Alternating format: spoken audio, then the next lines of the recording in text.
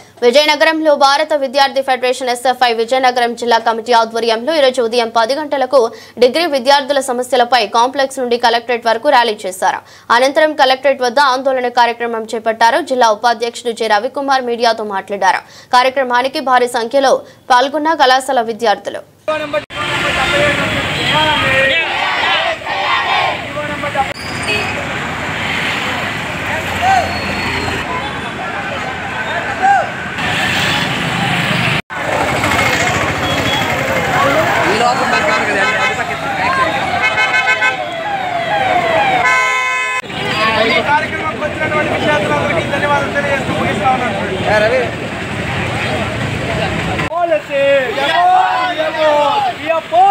education policy.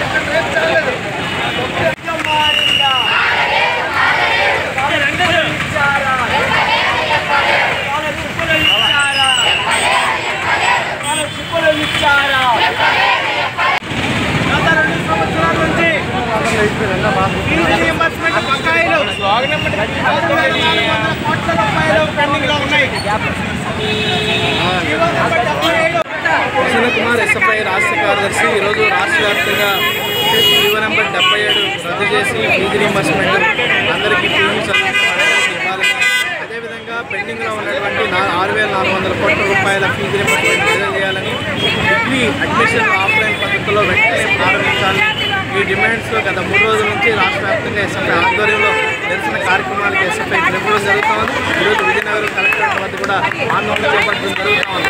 ఈ నేపథ్యంలో కూటమి ప్రభుత్వం ఏర్పడి సంవత్సరం అవుతా ఉంది. ఈ సంవత్సర కాలంలో కూటమి ప్రభుత్వం ఏ ఒక్క హామీని కూడా విడుదల చేయలేదు, అమలు చేయలేదు.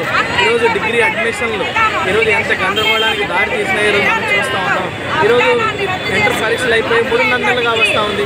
డిగ్రీ అడ్మిషన్ కూడా ఇప్పటివరకు నిర్వహించడం లేదు. ఇంజనీరింగ్ అడ్మిషన్లో పెద్ద ఎత్తున గందరగోళాలు ఇప్పటికీ నెలకొన్నాయి. స్థానికత పేరుతో 30,000 మంది విద్యార్థులకి ఫీజు రీయింబర్స్మెంట్ ఎగ్గొట్టడానికి ప్రభుత్వం ప్రయత్నం చేస్తుంది.